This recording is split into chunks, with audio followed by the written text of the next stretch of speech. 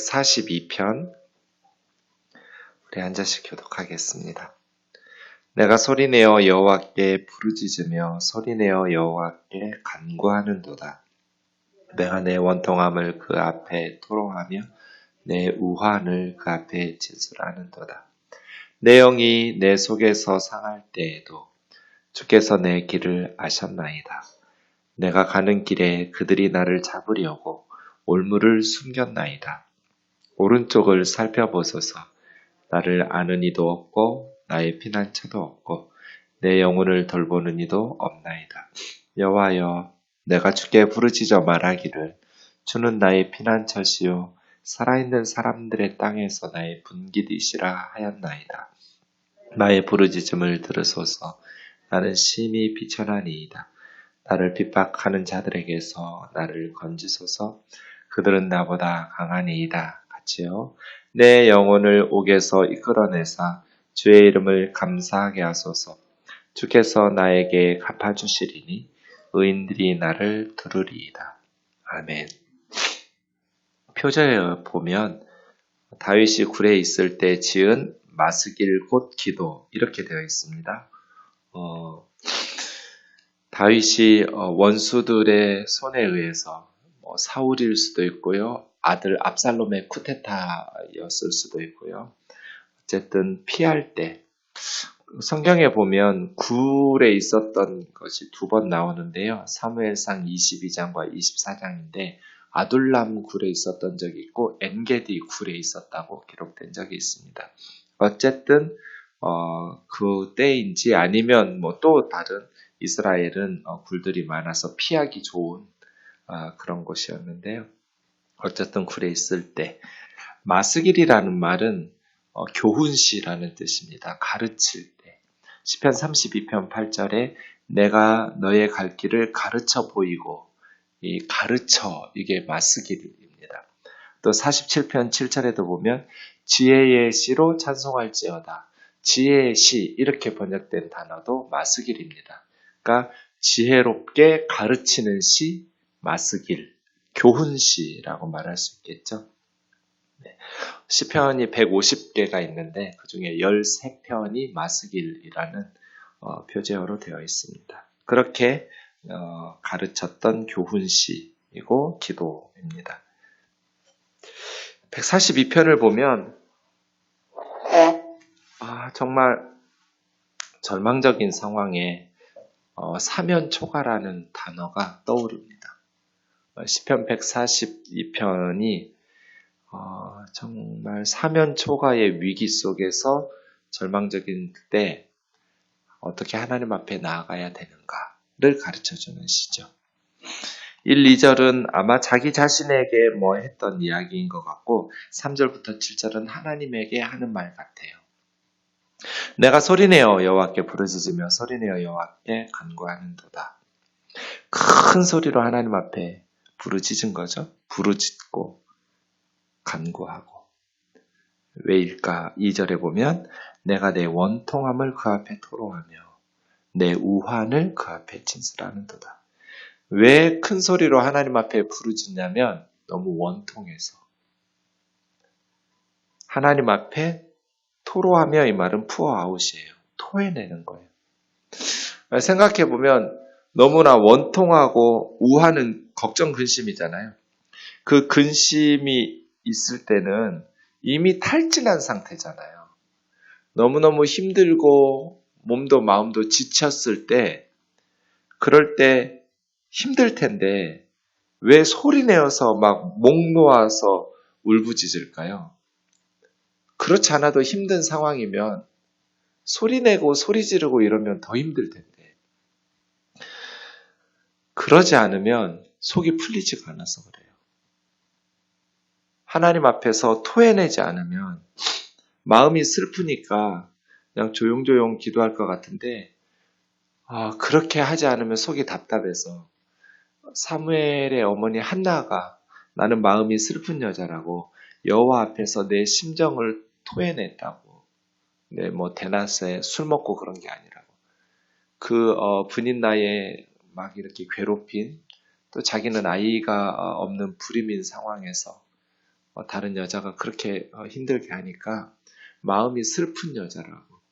그래서 하나님 앞에 토해내는 거. 다윗도 하나님 앞에서 그의 원통함을 토해내지 않으면, 큰 소리로 울부짖고 몸부림치지 않으면 진정이 안 되는 거예요. 하나님 앞에서 왜 그렇게 토해내고 있을까?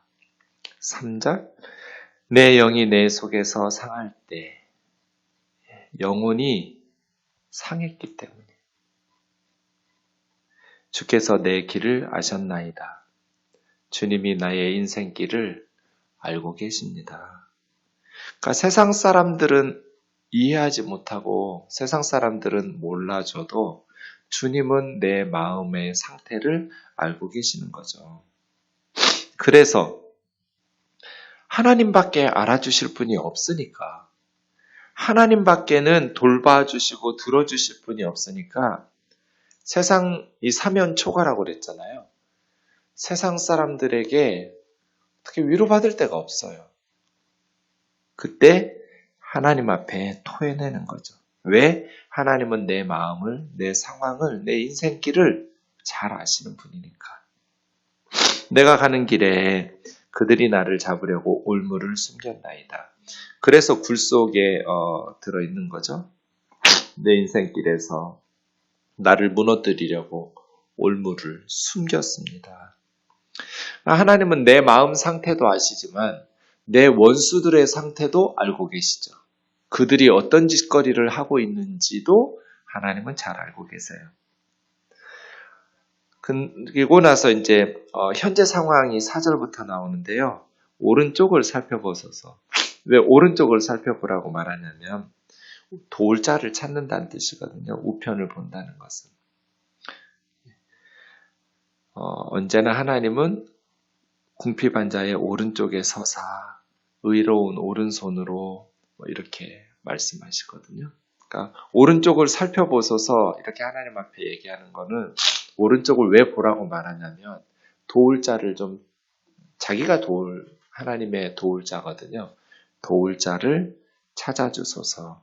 하나님 오른쪽 좀 봐주세요. 나를 아는 이도 없고 나의 피난처도 없고 내 영혼을 돌보는 이도 없나이다. 그래서 사면초가라는 거예요.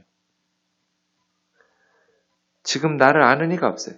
아는 이가 왜 없어요? 다윗에게 친구들 많았죠. 근데 친구로 인정해 주지 않아요. 다 떠나버렸어요. 피난처도 없고 피할 곳도 없어요. 내 영혼을 보살펴주는 사람도 없어요. 철저하게 버림당했어요. 그래서 혼자예요. 그래서 사면초가예요. 함께하던 사람들, 친구들 다 떠나버렸어요. 아는 사람도 없고 내 상황을 이해하는 사람이 없어요. 사실은 아둘람 굴에서나 엔게디 동굴에 있을 때 그때 당시 왕은 사울이었기 때문에 사울이 언론을 장악하고 있잖아요. 왕이니까. 그때 지금 성경처럼 이스라엘 백성들이 정직하게 사울이 이러이러해서 다윗을 미워하고 다윗이 억울하게 쫓겨다녔다. 이렇게 알고 있었겠어요? 성경처럼 정직하게 쓰지 않죠. 그 시대 언론에서 사울 왕에 의해서 다윗은 완전히 파렴치한 왕이 사위까지 삼아주는 은혜를 베풀었는데 자기 장인어른을 죽이고 왕이 되려고 모반한 그런 골리앗 좀 쓰러뜨렸다고 해서 기고만장해서 그 양들이나 치던 목동이었던 놈이 감히 자기 장인을 향해서 칼을 들고 배반하고 그런 아주 파렴치한 놈으로 만들었겠죠. 당연히 사울왕은. 다윗은 아무 잘못도 없는데 내가 의심하고 미워해서 시기 질투하다가 사울은 천천히요 다윗은 만만 뭐 그런 노래 때문에 내가 옹졸해서 다윗을 죽인다. 이런 식으로 말하지 않았겠죠. 그래서 사울 왕이 죽은 이후에도 다윗은 이스라엘의 왕이 되는데 7년이 걸렸어요. 7년 동안 이스라엘의 왕이 될 수가 없었어요. 그냥 유다 족속들만의 리더였어요. 사울 왕이 죽었는데 왜 그랬을까요? 그만큼 다윗에 대한 악한 여론들이 사울 왕에 의해서 조작되었던 거예요. 다윗은 나쁜 놈. 백성들의 생각 속에 이미 세뇌된 거예요. 다윗은 나쁜 놈. 7년 후에야 비로소 이스라엘 12지파 전체가 다윗에게 찾아와서 우리 왕이 되어달라고, 우리가 당신에게 했던 것들 정말 잘못했다고 하면서 이스라엘 12지파 전체의 왕이 된 거는 7년 후예요. 그만큼 그래서 다윗이 한때는 구국의 영웅이었죠. 골리앗을 쓰러뜨렸을 때는. 다윗을 칭송하고 높였죠. 그런데 지금 아둘람 굴로 엔게디 동굴로 그렇게 피뇌하고 도망다니고 외국으로 망명하고 수많은 죽음의 고비를 넘길 때 이스라엘에게 있어서 다윗에 대한 여론은 죽일 놈이에요. 나를 아는 이도 없고 나의 피난처도 없고 내 영혼을 돌보는 이도 없나이다. 철저하게 사면초가예요. 이럴 때 어떻게 하냔 말이에요. 마스길. 어떻게 지혜롭게 기도해야 되는지를 가르쳐주는 거죠. 5절. 오른쪽을 살펴보셔서 이렇게 기도하란 말이에요. 하나님 앞에. 여호와여, 내가 주께 부르짖어 말하기를. 뭐라고 하나님 앞에 부르짖었는지 그 내용, 기도의 내용이죠. 주는 나의 피난처시요 살아있는 사람들의 땅에서 나의 분깃이시라 하였나이다. 이게 마스길이에요. 주는 나의 피난처시요. 세상에 피난처가 없어요. 나를 도와주고 돌봐줄 사람도 없어요. 그때 주님은 나의 피난처입니다. 주님이 나를 돌봐줄 거라고 말하는 거죠. 세상에서는 돌봐줄, 숨겨줄 피난처가 없어도 주님이 나의 피난처라고. 그래서 다윗은 이제부터 나는 살든지 죽든지 하나님 손에 달렸습니다. 하고 맡기는 거예요. 세상의 모든 것을 잃고 나서 깨달은 거예요. 세상 모든 사람들이 떠나도 하나님은 떠나시지 않는구나. 이거 깨달은 거예요. 그리고 살아있는 사람들의 땅에서, 이 말은 이 세상에서죠. 죽으면 가는 곳은 스올이고요. 이 세상에서 주님이 나의 분깃입니다. 요거 깨달은 거예요. 그러니까 두 가지 깨달은 거죠. 다윗이 모든 걸 다 잃고 나서 친구들도 가족들도 명예도 다 잃고 나서 하나님이 나의 피난처이시고 하나님이 이 세상에서 나의 분깃이시구나. 분깃이라는 것은 몫이라는 뜻이죠. 예컨대 민수기 18장 20절에 보면 다른 모든 지파들에게는 땅을 분배할 때 우리가 여호수아에서도 봤죠. 레위 지파, 제사장 지파에게는 토지를 주지 않으면서 레위 자손은 하나님이 분깃이고 하나님이 기업이라고 말씀하셨거든요. 이런 식이에요. 세상의 것을 몫으로 주시지 않는, 그러면서 너희의 몫은 나다 하면서 레위 지파에게 분깃을 하나님을 주시듯 다윗도 고백하는 거죠. 주님은 나의 피난처, 주님은 세상에서 나의 분깃, 나의 목, 이렇게 고백하는 거예요. 이 두 가지가 우리 인생에 확실해야 돼요. 첫 번째, 이 세상에서 나를 안전하게 지켜주시는 분은 하나님이다. 하나님이 나의 방패시다. 하나님이 나를 보호해 주신다. 제가 늘 말했잖아요. 돈은 겁나 좋은 방패라고. 권력도 좋은 방패죠. 나를 보호해줘요. 지켜줘요. 직장도, 건강도, 지식도, 명예도 다 좋은 방패들이에요. 그런데 다 뚫려요. 뚫려요. 돈이 좋은 방패지만 돈으로 막을 수 없는 일들이 너무나 많아요. 권력으로 막을 수 없는 일들이 너무나 많아요. 그런데 하나님 방패는 절대로 안 뚫려요. 그래서 하나님이 나의 피난처라는 그러한 고백, 그러한 믿음을 가지고 사는 사람들은 살든지 죽든지 하나님께 내어 맡기면서 사는 사람들은 담대해요. 주는 나의 피난처. 그리고 하나님이 나의 분깃, 하나님이 나의 목. 내 인생에 이 세상에 살면서 내 인생길에서 하나님이 나의 재산이고 하나님이 나의 유업이라고 기업이라고 생각하는 것이죠. 그런 사람들은 이 세상의 성공과 실패에 그렇게 호들갑 떨지를 않아요. 하나님이 나의 분깃이고 하나님이 나의 유산이니까 그 하나님 붙들고 살다가 그 하나님 자식들에게 물려주고 가면 돼요. 하나님이 나의 그렇다고 해서 돈도 필요 없고 건강도 필요 없고 그렇지 않아요. 세상에 사는 동안에 물질도 필요하고 지혜도 필요하고 직장도 필요해요. 그런데 다 떠날 때가 있어요. 남편도 몰라주고 아내도 몰라주고 자식들도 지들 살기 바쁘고 친구들도 떠나버리고 그래서 그냥 사면 초가에 나 혼자 남아 있을 때가 있어요. 그때 하나님이 나의 분깃이라. 하나님은 절대로 나를 떠나지 않으니까. 하나님은 내 영혼에 내 심정을 알고 계시니까. 누구도 내 마음을 알아주려고 관심도 없지만 하나님은 내 상태를 알고 계시고 하나님은 나를 허물어뜨리려고 올무를 놓는데 원수들의 상황도 알고 계시니 하나님이 나의 피난처, 하나님이 나의 분깃. 이것이 우리 성도들의 삶이어야 돼요.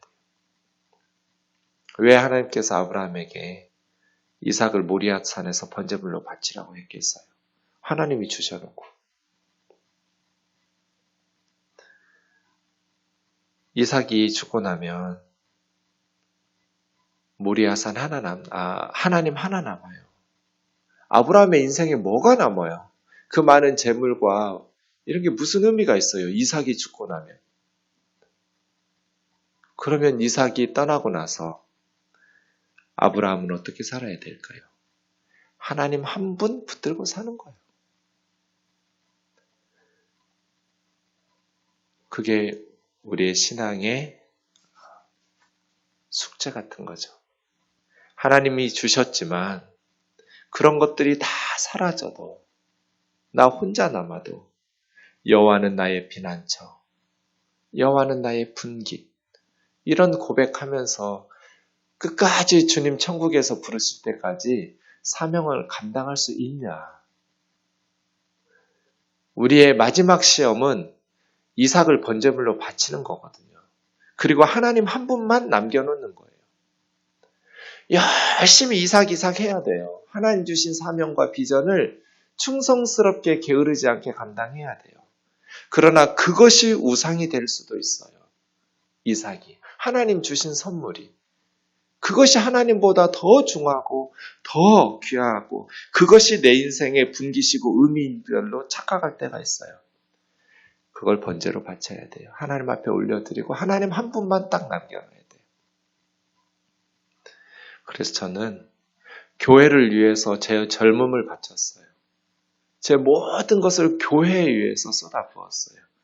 그런데 제가 해야 될 마지막 일은 교회를 내 마음속에서 죽이는 거예요. 번제물로 바치고 하나님 한 분만 딱 남겨놓는 거예요. 사명 주셨을 때는 충성해야 돼요. 대충 적당 이렇게 목회하면 안 돼요. 목숨 걸고 그러나 교회가 내 분깃이면 안 돼요. 그 사역의 열매와 결과가 내 인생의 분깃이면 저는 우상 숭배하고 내 세상적 야망과 욕망을 위해서 목회한 거예요. 번제물로 바치고 하나님 앞에 한 분만 남겨놓고 주님이 나의 분깃이라고 고백할 수 있어야 돼요. 제가 뜨인돌 교회라는 이름을 없앨 때 비슷한 경험을 했어요. 얼마나 애정이 있었겠어요. 개척하면서부터. 그러나 뜨인돌을 없애야 내가 하나님만 남기겠구나. 지금 생동교우들은 생동이라는 이름을 바꾸는 것에 대해서 마음이 힘들 거예요. 제가 겪어봐서 알아요. 뜨인 돌이 세상에서 사라지는 것 같아서 마음 힘들었어요. 그런데 뜨인 돌을 죽여야 두 교회가 하나 된다. 예수님만 남겨야 두 글이 하나 된다. 원로 목사님 말이 정답이에요. 그래야 하나가 돼요. 그래야 내가 가지고 있었던, 내가 지키고 싶었던 그런 것들이 사라지고, 그게 나빠서가 아니에요. 이상 하나님이 주셨어요. 그런데 번제물로 바치고 나면 하나님 한 분 남아요. 세상에서 성공하고 그것이 하나님의 일이라 할지라도 그것이 하나님보다 더 소중하고 더 앞세울 때가 많아요. 죽여야 돼요. 그래서 하나님과 우리 사이에 어떤 세상에 하나님이 주신 축복이나 이런 것들 찌꺼기와 불순물이 끼어들면 안 돼요. 그 정도까지 올라가야 돼요. 주는 나의 피난처.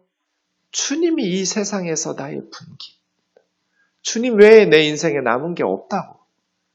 하나님 주신 것들이 아무리 소중하고 내가 나라의 왕이 되고 최고의 권력을 누리고 수많은 사람들에게 다윗은 만만이라고 칭송과 찬송을 받았지만 상황이 바뀌면 사람들은 다 나 버리고 떠나고 친구들도 떠나고 가족도 떠나고 모두 버리고 도울 자도 없고 철저히 혼자 싸우고 있지만 참 세상이 야속한 게 6절이에요. 나의 부르짖음을 들으소서. 나는 심히 비천하니이다. 나를 핍박하는 자들에게서 나를 건지소서. 그들은 나보다 강하니이다. 요거요. 마지막 문장. 그들은 나보다 강합니다. 매정해요. 세상은 강한 사람을 당해낼 수가 없어요.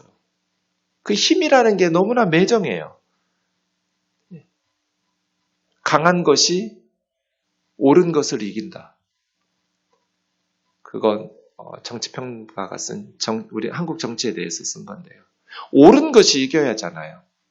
옳은 것이 이길 것 같지만 강한 것이 이겨요. 세상이 그래서 매정해요. 나는 심히 비천하고 그들은 나보다 강합니다. 사울이 강하죠. 압살롬이 강해요. 나는 비천합니다. 그러나 하나님은 더 강하시잖아요. 나를 핍박하는 자들에게서 나를 건지소서. 내 영혼을 옥에서 이끌어내사 주의 이름을 감사하게 하소서. 실제 감옥에 갇힌 건 아니에요, 다윗은. 그만큼 죄인 취급당하고 있는 거죠. 그들이 나를 죽일 놈으로 만들어 놓고 마치 내가 감옥에 있는 것처럼 주의 이름을 감사하게 하소서.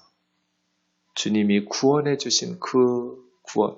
이건 하나님이 아니면 내가 살아날 수가 없어. 도저히 나는 빠져나갈 수가 없어, 이 감옥에서. 그래서 주님이 나를 건져내시고 내가 그 구원을 베푸신 주의 이름에 감사하게 하소서. 주께서 나에게 갚아주시리니 하나님은 내 마음을 아시고 내가 무죄인 것을 아시고 나의 억울함도 아시니까 주께서 나에게 갚아주신 후에 그때 비로소 의인들이 나를 두루리이다. 세월이 흐른 후 경건한 사람들, 의로운 사람들이 나와 함께 할 거라고. 모두 버렸어요. 친구도 가족도 도울 자가 없어요. 혼자예요. 그럼에도 불구하고 핍박하는 사람들은 나보다 강해요. 당해낼 수가 없어요. 하지만 하나님께 구해요. 뭐라고 구해요? 주는 나의 피난처, 이 세상에서 나의 분깃이라고. 모든 걸 다 잃고 나서 그렇게 하나님 앞에 고백하면서 다윗의 신앙이 하나님 앞에서 업그레이드되고 이 5절의 고백을 깨닫기 위해서 우리는 때로 다윗처럼 역경과 환난 속에 던져지기도 해요. 주님밖에 도울 자가 없구나. 주님밖에 내 인생에 남는 게 없구나. 이러한 고백이 저와 여러분 속에서 깊이 있는 향기로운 노래가 되어서 하나님 앞에 울려 퍼질 수 있기를 원합니다. 기도하겠습니다. 사랑하는 주님, 세상에서 살아감에 있어 때로는 세상의 친구들도 권력도 내가 쌓았던 모든 것들 나를 지키고 보호하고 나의 힘이 되고 날 도울 것 같지만 세상이 얼마나 매정한지 사람들은 힘 있는 자들의 편에 달라붙고 어제의 친구가 오늘의 원수가 되기도 합니다. 나를 아는 이도 없고 피난처도 없고 내 영혼을 돌보는 이도 없을 때 주님은 나의 피난처, 이 세상에서 주님은 나의 분깃이라고 고백하는 저희들을 기억하여 주옵소서. 주여 오른쪽을 살펴보옵소서. 주님의 자녀들, 어리석고 연약한 저희들, 주님 긍휼히 여겨 주옵소서. 예수님의 이름으로 기도하옵나이다.